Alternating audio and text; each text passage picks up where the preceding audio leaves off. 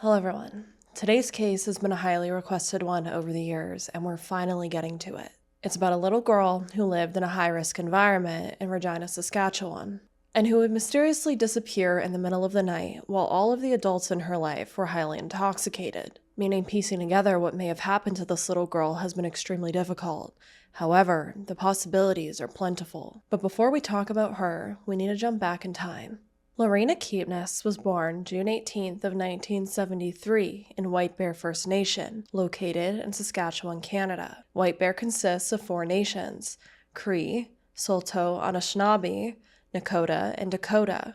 Their traditional languages are Cree, Saulteaux, and Nakota. The land they live on is located in southeastern Saskatchewan, on 12,000 hectares of land, including beautiful White Bear Lake Resort, White Bear Lake Golf Course, and Bear Claw Casino. Lorina would sadly be the victim of residential schools across Canada, which were government-sponsored religious schools that were established to assimilate Indigenous children into Euro-Canadian culture. Residential schools were created by Christian churches and the Canadian government as an attempt to both educate and convert Indigenous youth and to assimilate them into Canadian society, often referred to as cultural genocide. These schools were said to disrupt lives in communities, causing long-term problems among Indigenous people. Oftentimes, these children were also forcibly abducted from their families by government officials to be taken to these schools, and there have also been endless recounts of abuse that happen at these schools from mental, physical, and sexual.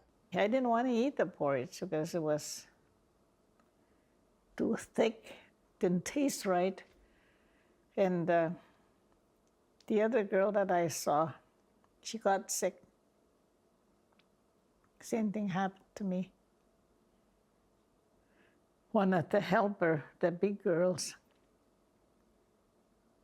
was the one pulling my hair, and then was standing beside her, grabbed a spoon and fed me my vomit. Couldn't swallow it at first. Couldn't swallow it. In more recent years, the horrors of these schools have been brought to light after archaeologists detected what they believe to be 200 unmarked children's graves at an old school in Canada. And after spending only 3 months at one of these schools, at only 14 years old, Lorina had had enough. Despite her mother trying to take her home, Lorina wouldn't go home either because home didn't feel like a safer place. So instead, the young teen would choose to live on the streets as a homeless youth. At 20 years old, Lorina was either dating or married to a man named Troy. That year, she would give birth to her first daughter, who she would name Summer Wind. Not long after, she would have her son, who she'd name Rain Dance. And then, at the beginning of 1998, Lorina would discover that she was once again pregnant, but this time with twins. Tamra Jewel KEEPNESS and her fraternal twin sister Tanis were born September 1st of 1998.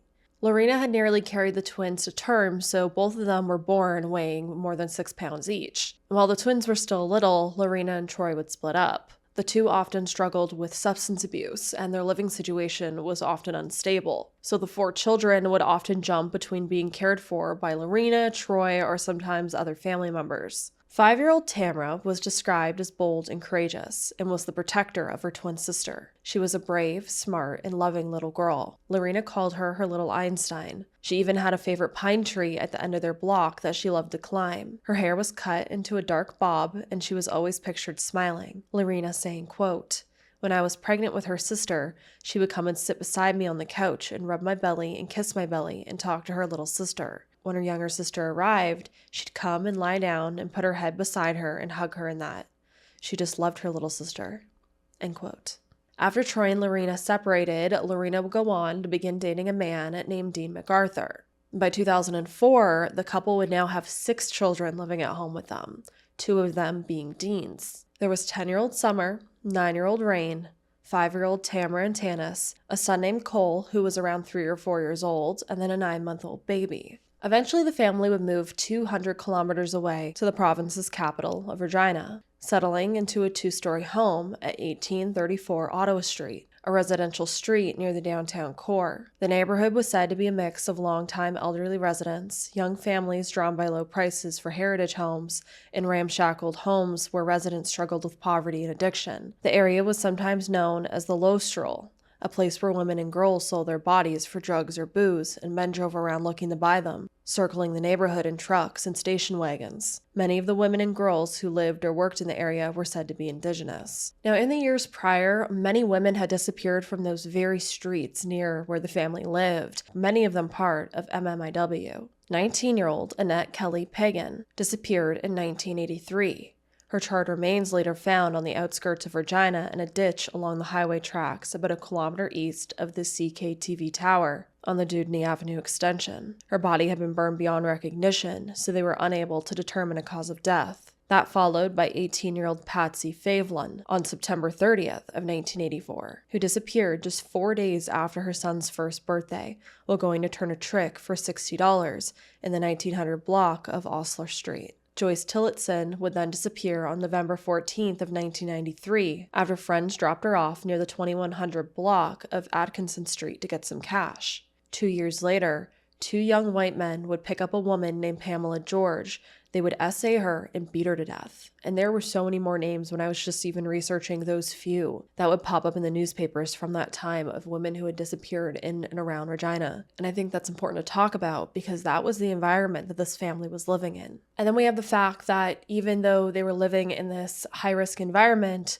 these children weren't being closely watched. Because there was actually an incident where Tamra and Tanis had wandered the neighborhood in the middle of the night alone. They had apparently been at their father Troy's home, which was 4 blocks away. They would leave the home and then walk those 4 blocks in the dark to their mother's home. Lorina recalls hearing soft knocks on the door and would open it up to find the twins standing there. So clearly it didn't really matter what home these children were at. They may not have been watched as closely as they should have been. No 4 or 5-year-olds should be wandering the street in the middle of the night, let alone streets in an area like this. Now, as I said in the beginning, one of the biggest issues with this case is that the night that Tamra would disappear, all of the adults in her life were intoxicated. So their recollection of the evening isn't the greatest, but I have, and all of the newscasts in the time, and police seemingly have tried to piece together what happened that night to the best of all of our abilities. On July 5th of 2004, Lorina and Dean were drinking while watching The Gladiator on TV. Dean had recently been released from jail after serving 2/3 of a 3-month sentence for beating Lorina in a drunken rage. However, in the aftermath, both would say that the argument was nothing serious.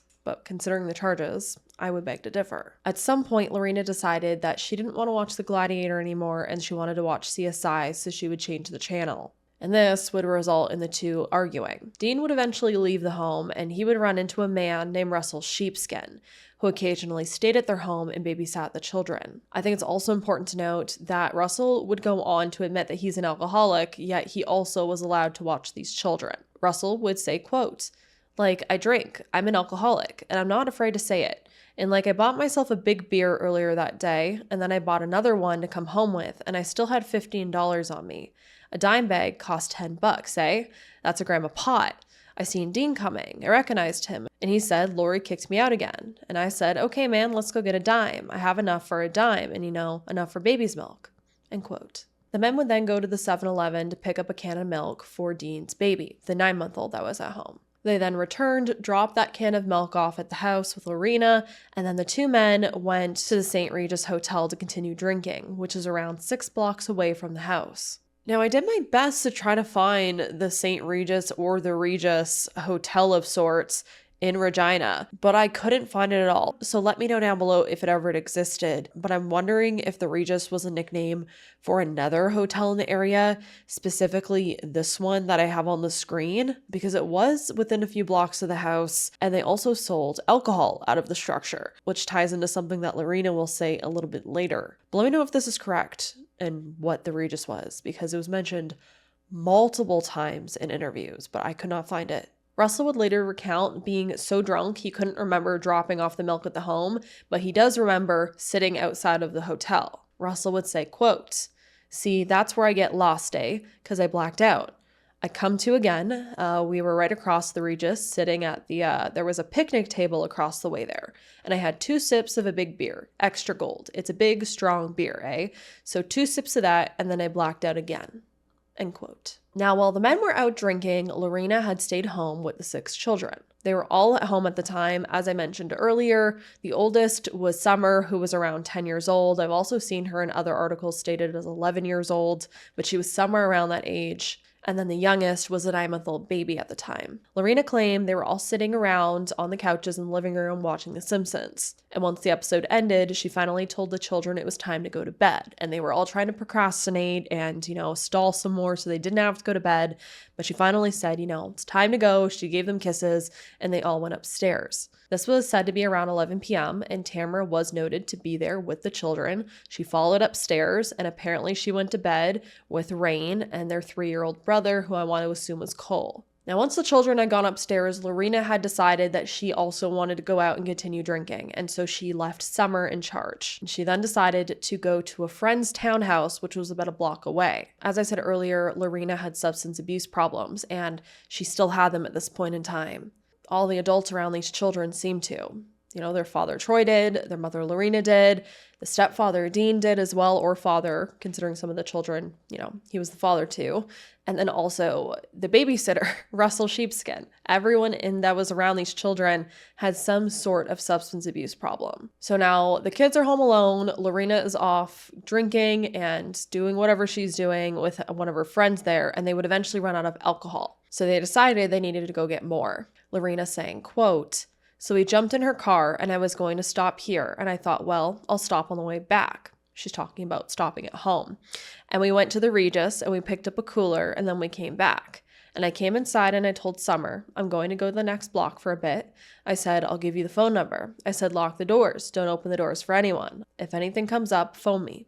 End quote. Around midnight, Lorina and her friend would arrive back at the townhouse. She then called Summer and provided her with the phone number for the friend. Now, according to Russell, him and Dean somehow split up and he would end up back at the Ottawa Street home. He claims he made himself some spaghetti, although he's too drunk to remember making it, but he remembers eating it. He didn't recall where Dean was, but he does remember being in the house. He turned on a light in the living room, it seems like, and he alleges Tamra, Summer, and Tanis were all sleeping on the couches. Russell then went outside on the porch for a cigarette while Dean was actually coming up the front steps of the porch, and a fight would break out between them. Now, this encounter happened around 3 a.m. Dean and Russell would get into this physical encounter that involved Russell going through a window, being punched in the face, and then getting his head stomped. And from what I've seen in the interviews, the reason that Dean attacked Russell was over just the most ridiculous thing to me. It was apparently because Dean was upset that Russell had allowed Lorina to go out because she often went hooking when she went out. But Russell apparently wasn't even home when Lorina left. He was with Dean.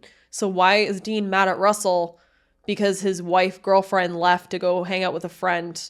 It's the most backwards drunk brain logic I've ever heard. And why is it even his buddy's decision if she goes out when she's a grown woman, Or maybe someone should have just been home with the children and not been intoxicated or under the influence of something, but hindsight is 20/20, I guess. Now, this attack would actually land Russell in the hospital and he would need stitches. According to Russell, quote, he said, well, I got 2 guys over here. I got 2 buddies over here. If you're still here when I get back, we're going to do you in. We're going to, we're going to get you. We're going to get you in, eh? And I said, okay. And he left, he shut the door. I left through the back. I didn't even see if the kids were still there or whatever. I just shut the other door. I know I didn't lock it because I just shut it and I went right through and I went right back to the back door, end quote. Now, despite this all-out brawl, it is reported that the children slept through the entire thing, but the door was left unlocked. Now, oddly enough, just half an hour later at 3:30 a.m., Lorina would have returned to the home, but when she got there, all the doors of the house were locked. So in a drunken haze, she had to go through a window on the side of the house to get in, and when she closed the window, she slammed her finger in it. Lorina claims she may have seen Tanis and Summer sleeping on the couches, but she would end up also curling up on one of the couches and falling asleep. She did not recall seeing Tamra on the couch at that point in time, but we do have to remember she was also highly intoxicated. Now, we haven't really talked about Dean's point of view. Now, apparently after he got into that fight with Russell, he ended up spending the majority of the night just wandering the streets because he apparently was looking for somewhere to sleep. Dean would say, quote, I was going towards my auntie's place, and there were a few times I had to stop and I had to rest. I know I got lost at least once or twice. I know that because when I came to a certain time, I'd black out, and then I came to, and I'd be at a place I didn't even know. So I was kind of getting lost. And she just recently moved, and the first place I went to was her old place, and there was nobody there, so I was trying to remember her address. I was really intoxicated, and I even had a hard time finding her place, and it took me a while to get there, and I got there around 5 or 5:30 a.m., and that's where I slept." End quote. Dean's story, his alibi, is that after this fight, he wandered the streets for like 2 hours, he slept on his aunt's couch, and then he didn't return home until late the next evening. Meanwhile, around 9 a.m., the children's grandmother, Lois Shepherd, would end up showing up at the house. And when she arrived, the front door was left open. Lorina would be found lying on the couch nursing a hangover. The older children, Rain and Summer, would end up leaving shortly before 10 a.m. for day camp at a nearby community center. Half an hour later, Tamra was the only child to not get up and come down for breakfast. Lorina saying, quote, "The other ones were up, and I was waiting for Tamra. We were going to go for a walk, and I told them, go wake up your sister. And she said, she's not there. I said, what do you mean she's not there? And I got up, and I went and looked, and she was gone." End quote. According to Lorina, Rain had told her that he had felt Tamra get out of bed and leave at some point that morning. But I'm really confused where Tamra was, because according to Russell, he's seen Tamra sleeping on the couch with Summer and with Tanis. But according to Lorina, before she left, Tamra had gone upstairs with both Rain and Cole. But now Rain apparently felt Tamra get out of bed. Made me wonder, did he feel Tamra get out of bed much later in the night? Maybe when she went downstairs to go sleep on the couch with her sisters, and that's what he felt? Again, it's the middle of the night. He's a young child. He most likely didn't, get up and look at the clock to see what time it was when he felt her get out of bed. So he's just merely guessing. Or was she upstairs and Russell didn't actually see her on the couch and she did get out of bed when Rain claims, and she might have wandered out the front door, perhaps, because the door was apparently open when Grandma showed up. Although all of the doors were locked when Lorina got home because she had to go through a window. But I did see that apparently Rain had felt her get out of bed, but then half an hour later, no one could find her. So I don't know. But either way, when it was realized that Tamra wasn't there, the family began looking for her. They checked in friends' and relatives' homes. They went to nearby playgrounds, places she may have wandered. Because again, she did often wander. But when they couldn't find her, half an hour later, Tamra would be reported missing. Little Tamra would be reported missing at 12:16 p.m. on July 6th of 2004, over 12 hours after she had last been seen by Lorina when the kids were done watching TV and they went to bed. And her disappearance would spark the largest search in Regina's history. This was the scene 2 days after Tamra went missing, the investigation well underway, and dozens of searchers scouring the city. We don't have any direct evidence that she's come to any harm, but neither do we have any direct evidence that she's all right. I was sleeping and my sister was sleeping with me, and then when I went to bed I woke up, she wasn't there. Around 10:30 p.m. on Monday, July 5th of 2004, that was the last time anyone saw 5-year-old Tamra Jewel KEEPNESS. What followed was one of the largest searches for a missing child in Regina's history. Hundreds of police, family members, and volunteers scoured the city and surrounding area. Just kissed them all and tell them it's bedtime, go to bed, and they all paraded upstairs. And come the next morning, we thought, well, we were going to go for a walk, and I sent them to wake her up, and she wasn't there. This is very, very unusual for a 5-year-old to be missing now for 3.5 days. 3 adults were known to be in the house the night Tamra disappeared, along with her 5 siblings. Tamra's mother, Lorina, Dean MacArthur, Lorina's boyfriend, and family friend Russell Sheepskin all came and went from the Ottawa Street home that night. She has snuck away, but never for this long and never very far. I've always been able to go out and yell for her, and, she'll show up like minutes later. As the days go by, the likelihood of a happy ending to this becomes more remote. I said, what do you mean she's not there? And I got up and I went and looked, and she was gone. Please People across the province showed up to pray, march, and offer support. You know, I care, and I think a lot of the people out there are really hopeful that Tamra will come home. Her mother clings to what Tamra left behind. It has been wonderful to watch Tamra grow as this year has progressed. The month before she disappeared, Tamra wrapped up her first year of school. Please work on counting by ones and number recognition over the summer. Good luck in grade 1. Russell Sheepskin often helped Tamra get ready for school. He was the family's live-in babysitter. She was always in a little bit of trouble, you know. She was always in the corner. Like when Lori gets mad at her, she'd always call her Tamra Jewel. Lorina says Tamra is aggressive, a bit of a tomboy.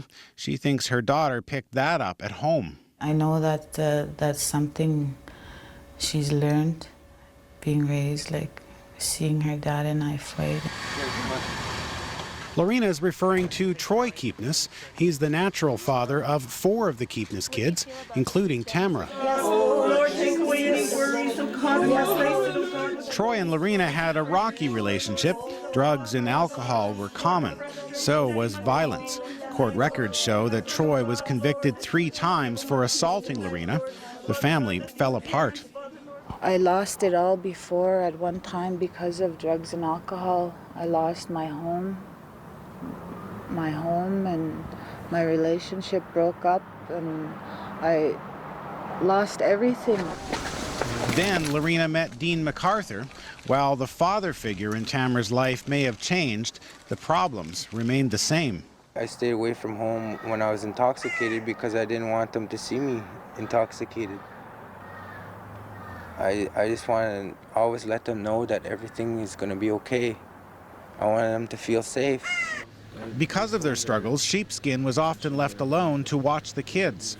The mom was always, how would you say, she was always gone. Like I was babysitting. Most times, you know, she'd be gone for, you know, days on end. You know, like I'd ask the kids, "Is mom home yet?" You know, and they'd say no. "Is mom phone yet?" You know, they'd say no. And Sheepskin has his own problems. I've been drinking. I'm an alcoholic. I drink all the time. The grown-ups in Tamra's life have also been in trouble with the law much of the time. Tamra's babysitter has been convicted of assault, breaking and entering, and forgery. He's behind bars right now, charged with extorting $150 from his mother. Tamra's natural father is serving time for assaulting his latest girlfriend. That charge is on top of his existing record, which includes assaults, breaking and entering, and uttering threats. Tamra's mother has been convicted of shoplifting, vandalism, and communicating for the purpose of prostitution. Tamra's stepfather has several counts of breaking and entering and drunk driving. In addition, earlier this year, he was convicted of assaulting Lorina. He got out of jail just days before Tamra went missing. Upon examining the home, police noted there was no sign of forced entry or struggle inside. However, there was blood on the porch and a broken window, which could be explained by the drunken fight between Russell and Dean. And then we also had Lorina, going through the window and slamming her finger in it. I don't know if it bled or whatever, but there was multiple things that apparently happened that night that could have produced blood. But naturally, police focused on the family initially, and they even brought the children in for questioning because they also were the last ones with their sister. Police would call the hours between 2:30 a.m. and 8 a.m. terrible gaps, and they were having a really hard time stringing the blurry recollection of the night into something tangible. Because again, all of the adults were intoxicated, and then we have very young children to rely on too. And the family's history also didn't help. Not long after Summer was born in 1993, social services began getting involved with Lorina due to her drug and alcohol abuse. There also seemed to be endless reports of neglect revolving around these children. More than 50 reports were said to be made on them. On top of that, both Troy and Dean had a history of violence in DV. And Dean had also attacked Russell that night that Tamra disappeared, which landed Dean with assault charges. But both men would deny that the fight had anything to do with Tamra. Neighbors and residents would begin piling stuffed animals outside of the Ottawa Street home in honor of Tamra. And let me tell you, the media and the public did scrutinize this family because of the situation that the children were living in. And I can't even say that it was uncalled for. Media crews were said to capture the moment that Lorina's 5 children would be taken into protective custody after Tamra's disappearance. Lorina would be ostracized as a sex worker and an addict, and the family felt police were judging them due to their lifestyle choices. Despite this, Lorina and Dean would provide police with several names of individuals they suspected, including a neighbor who had befriended Tamra that they later discover was a convicted PDF file. Sheepskin, MacArthur, and Lorina only recall bits and pieces of what happened that night, but they are all certain of one thing, that whatever it was that happened to Tamra, they aren't responsible. I don't want to get blamed for something that I didn't do, or, I don't know where this baby is. But I'd like to know where she is, because that's just a baby. It's not my fault that there's a predator out there. It's not my fault that he chose my daughter. It could happen to anyone. Being addicted or not, being not addicted. Sure, we felt guilty at first. Well, we know it's not our fault. It's not our fault that somebody came here and took her. It could have happened to anybody. Police had also began asking business owners in the area if they'd seen a middle-aged white man named Roche or Rocky. There was also rumors that started that Tamra had been seen at a dollar store in the area with an older woman. And for a while, there were also theories that Tamra hadn't existed at all, and that she had just been a scam to get extra money from the government, which is crazy because she did exist. But that's rumors for you. While the family was being looked into, hundreds of officers would partake in search efforts for the little girl among the help of the community members. Search teams would take to the streets, searching under parked cars near Victoria Avenue and Retallick Street to see if maybe she was hiding under one of them. The RCMP Training Academy provided cadets, and members of the public soon began arriving on their own to help.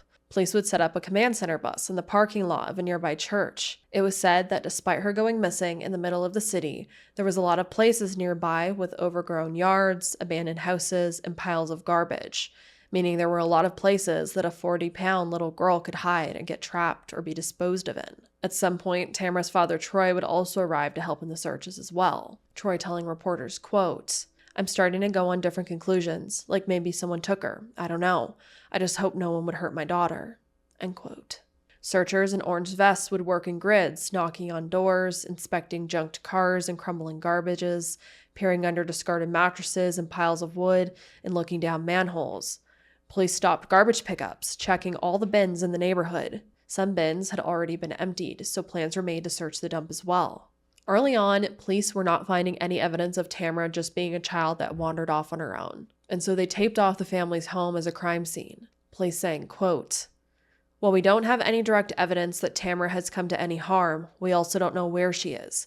And if, in fact, this comes to a point where we determine that she's come to harm and it's because of a criminal act, this location could potentially be the scene of some evidence."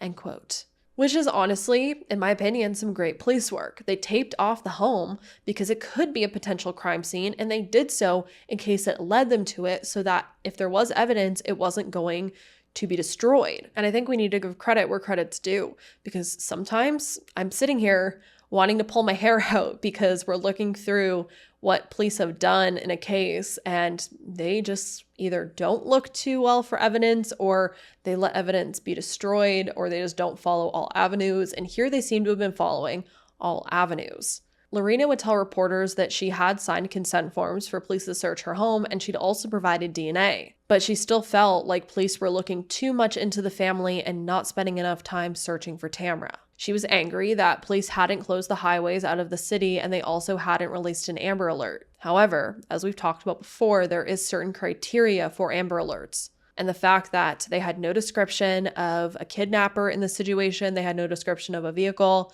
she wouldn't have met the criteria for an Amber Alert. As I mentioned, Dean would be charged with attacking Russell, and then he would undergo a 20-hour interrogation regarding Tamra's disappearance. And then sometime after this, Troy would show up at the Ottawa Street home with a baseball bat to confront Dean, and then he would be charged with assault.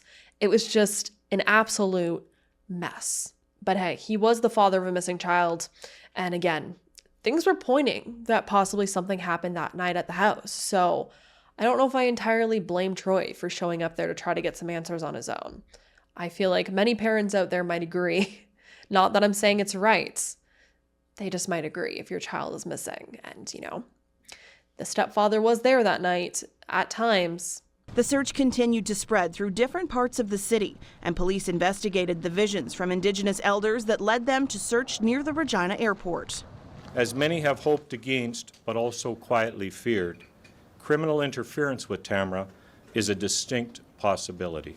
The search for the missing girl is suspended as it moves to a criminal investigation. A $25,000 reward is offered for information that could lead police to Tamra. At this point in time, it would look like it was family or extended family, but there's also the possibility it could have been others involved as well. An Amber Alert was not available to police to use until 10 days after Tamra went missing, as Saskatchewan had not yet implemented the system. 2 weeks after Tamra's disappearance, her mother's boyfriend, Dean MacArthur, was charged with an assault near the house the night the 5-year-old disappeared.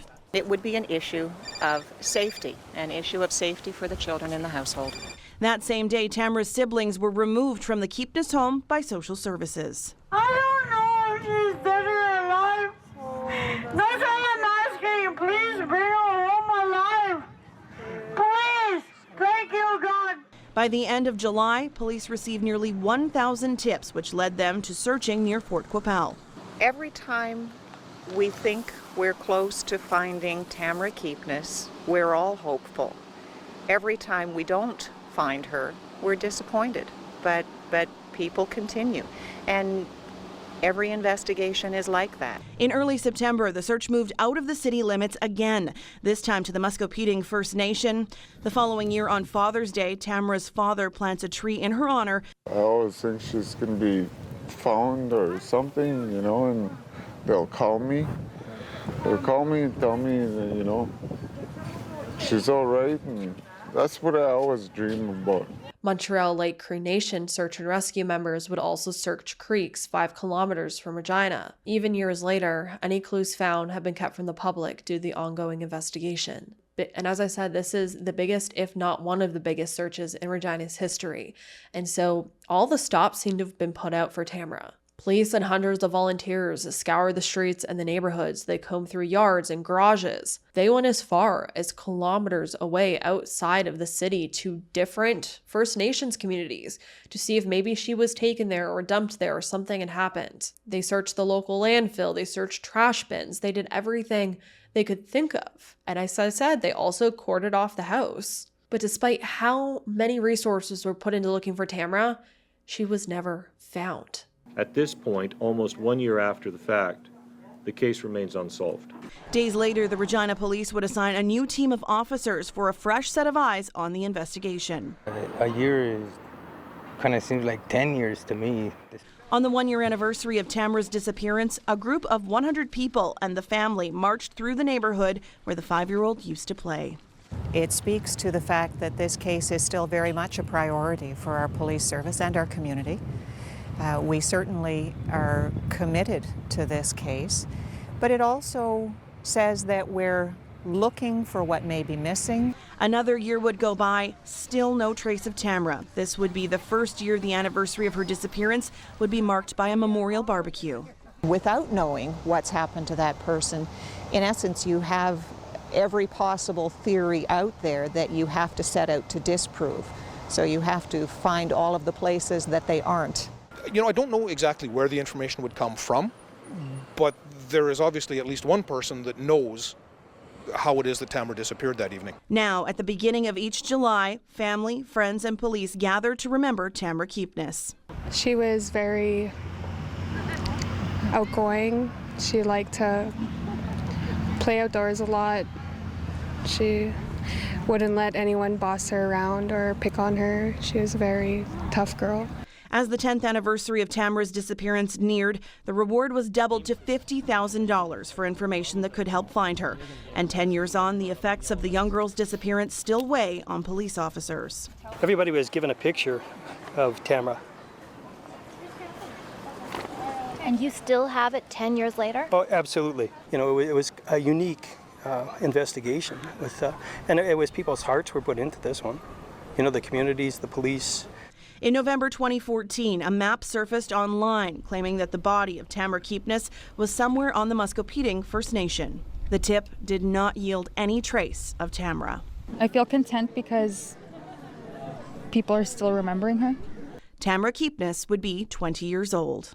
Despite all of the resources poured out, police seem to be no closer to finding Tamra. Lorina would say, quote, "Someone stole her. That's all I know. Someone stole my child. I try to think of everything from day one. What and where. I try to tell the police. I don't feel she's gone. I don't feel she's gone at all. I think she can still come home." End quote. Within the first 6 weeks of Tamra's disappearance, more than 1,000 tips would be received and more than 6,000 people have been spoken to. Despite that, no arrest had been made. At one point, a Volkswagen van that had been stolen the night of Tamra's disappearance would be found burned. A jail guard would also come forward and tell police that her and a former inmate had stolen the truck, picked up Tamra, and then dumped her body in a ravine on the Muscopheating First Nation, which is why they would eventually go and search that. But searchers would go, they would pull out all the stops, they would even drain a dam there. But after all of those resources were put into that, the jail guard would confess that she made up the entire story. What a sorry excuse for a law enforcement official. And she thankfully would actually be charged for lying. It was said that she was charged with mischief and she wrote a letter apologizing to the police. And then in court, her lawyer said she'd been trying to get her abusive boyfriend locked up again, so that's why she lied. It makes no sense to me. I'm guessing this former inmate might have been her boyfriend, but still, to pretend that you and this possible boyfriend kidnapped a little girl, murdered her, and then buried her body somewhere, that is just a whole nother level of fucked up. Now, as we've seen, and I think as I have laid out for you, there was extensive searches, there was an outpouring of resources for this little girl, and yet despite that, Tamra was never found, or else I wouldn't be sitting here today talking to you about this. And as far as the public knows, no evidence has ever been found either, although I truly, truly do hope police have something they're just not telling everyone. Over the years, over 1,700 tips have been received. In 2014, police would double the reward for information to $50,000. And a year later, police would receive a tip about where to look for Tamra, but that seems to have not panned out. I think she's still alive. I do. So what do you hope is going to be done with the increase of the reward? What is the message that you want people to know out there? Well, they say money talks. Hopefully it does make someone talk. But whoever did that, they have to have a conscience. Do they have a conscience? Why can't people come forward? Why can't they say something? I don't understand. Who could take a baby and not feel any, racked with remorse or guilt? You can't do that to a 5-year-old. Her dad, I know, misses her a lot. I've always been close to Troy, and I know he misses her a lot. It means a lot. Tells me the city police are still, looking into this, and it gives me hope. I have hope that she's somewhere. Why would somebody want to take a little baby like that? Yeah, I'm stuck on that. Why would somebody want to take my girl? Unfortunately, it's been 10 long years that we continue to search for Tamra Keepness. With doubling the reward to $50,000 now, we're hoping and anticipating it may stimulate even more discussion in our community and elsewhere. You can see the anguish in the face of the relatives, the father. This means so much to them. I can't imagine what they're feeling. This is very difficult, and every year this anniversary comes up. We just think it's time to raise the profile of the issue up in the public's mind to find any way we can to resolve the issue. Every year, the community holds a barbecue in honor of her. The Regina Police Service's cold case unit is now in charge of her investigation as well. A cold case investigator with the Regina Police Service named Tia Fro would say, quote, "Circumstances of individuals can change, and this can change how witness wants to participate with police. People may just think that something they know has already been provided to police or their information might not be important, and they don't initially report it. What we want is for people to know that all information is important. and we will thoroughly investigate our leads with the hope that one day we are able to locate Tamra." End quote. And that's such an important message to get out there because, like Tia said, any little bit of information could be the tip that leads to finding this little girl. Just because you may think police already know the information or that it might not be important doesn't mean that they do know it or that it's not. It might be the missing link. Became a community issue. There was a lot of community support in trying to locate this little girl that went missing. Thousands and thousands of hours of police investigation that brought in community members to help with searches. We did searches not just in the city of Regina, but outside neighboring First Nations and a lot of different areas in southern Saskatchewan. And unfortunately, still don't have the answer. We still have not located Tamra. And so I think events like this, when we have an annual barbecue, it brings it up into the attention of our community. It gets people talking about it, and we of course always hope that one day someone who has a little piece of information might come forward and talk to us and give us that missing piece of the puzzle that will help us bring Tamra home. At the time, there were a lot of questions about how the police handled this missing persons case.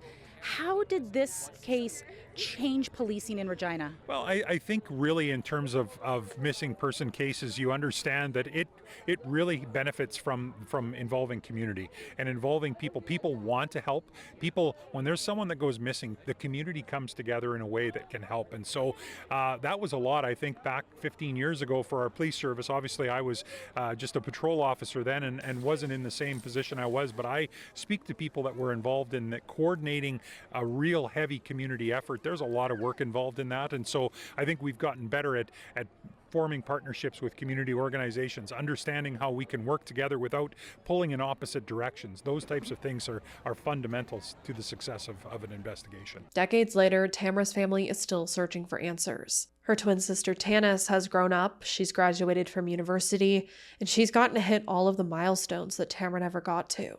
A family spokesperson named Chief Erica Bowden of the Cowessess First Nation would say, quote, "She was dearly loved by her immediate and extended family and still is, to this day, incredibly missed. Until she comes home alive or otherwise, there's always hope that she will come back." End quote. In the aftermath of Lorina's children being taken away, they were never fully returned to her custody. I'd also seen she went on to have 3 more children that were all also taken by social services. Eventually, this family wouldn't just experience the loss of losing Tamra, because on May 24th of 2023, Lorina would pass away at only 49 years old. Lorina was said to be strong in her faith. She was protective of her family and was not the one to beat around the bush, but was an open, honest, and straightforward person.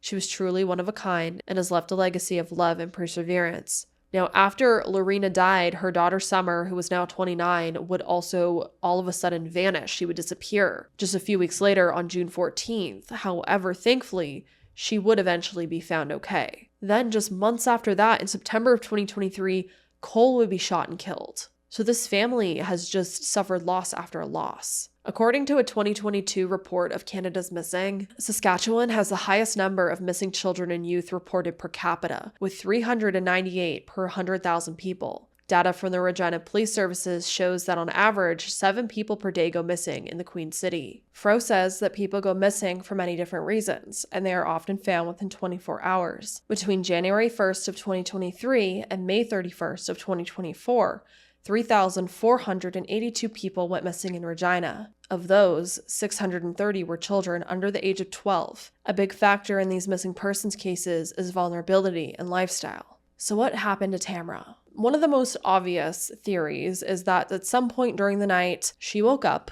As her brother Rain remembers, she got out of bed and she left the home to wander as she had done in the past. And when she was out wandering, she may have been met by foul play. I think it's important to not only note that not only was this just a rough area in general, but there were also 2 different halfway houses within a 6 to 7 minute walk of the house. One was the Oscana Center, a halfway house for federal parolees, and the other, the Salvation Army Waterston House, a residence and shelter inhabited by former inmates and men struggling with drugs, alcohol, and psychiatric issues. Multiple attacks were said to have happened by residents of these places in the past. 4 months before Tamra disappeared, convicted violent sex offender Randy Brugman had lured a woman into his room at the Waterston house with alcohol before violently essaying her and leaving her beside a dumpster to die. This woman was said to be a 30-year-old mother of 7 children, and she would be discovered bleeding in the alley that next morning and required required a blood transfusion as well as a surgery due to severe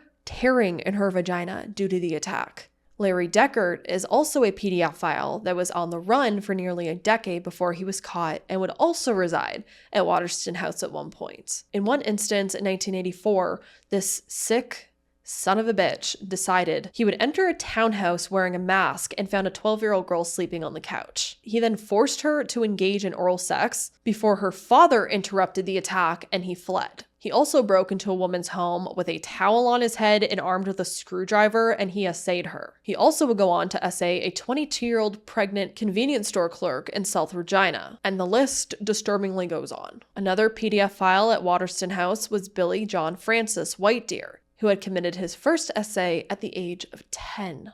All of that is to say, there is a history going back decades in that area of not only women going missing, but then extremely scary characters being in and around that area. Scary individuals that may have been lurking and may have seen, an opportunity present itself if a little 5-year-old Tamra was wandering the streets in the dark in the middle of the night. We do have to remember she had reportedly done that before, so it is possible that it did happen again. Another big theory that's out there is that Dean had something to do with Tamra's disappearance. We have to remember his alibi isn't great. He simply said he wandered the streets drunk for hours, for around 2 hours after attacking Russell. But it would turn out that his aunt only lived a few blocks away. So did he actually stumble around the streets drunk for those 2 hours, lost and confused and blacking out?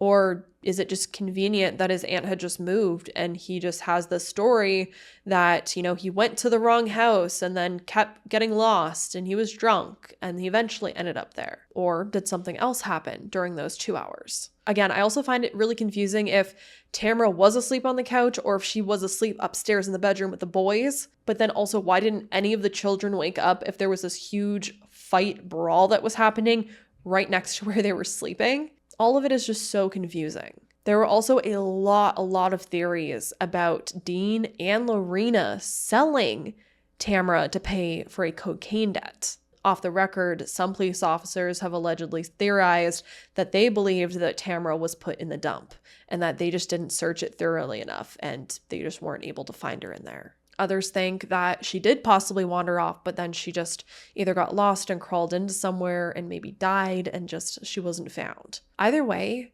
this little girl has never gotten justice. She has never been found, and her killer or possibly killers, if there are, have never been caught. But what do you think about this one? It is just tragic through and through. Do you sway more towards she did wander out of the house possibly again?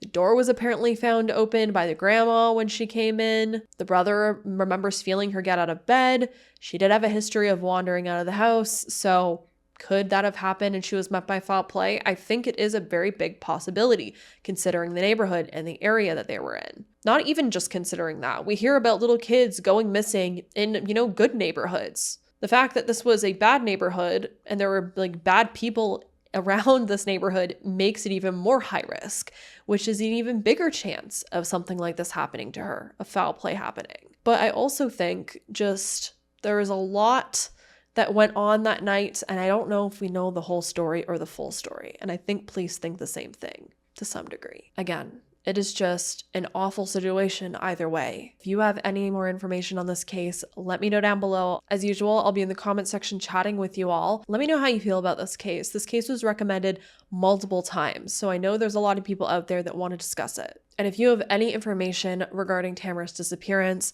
please contact the authorities. I'll have their information down below. And I truly hope her family does get answers, even if there may be some slight chance that the adults in her life had some culpability here. She had so many siblings that don't have answers, who definitely weren't culpable. They deserve answers. They deserve to know what happened to their sister. The rest of her family deserves, the community deserves, after all of the effort that was put into this. And at the end of the day, little Tamra needs answers. As always, I hope you all stay safe out there, lock your windows and doors, and I hope to see you in the next video. Bye.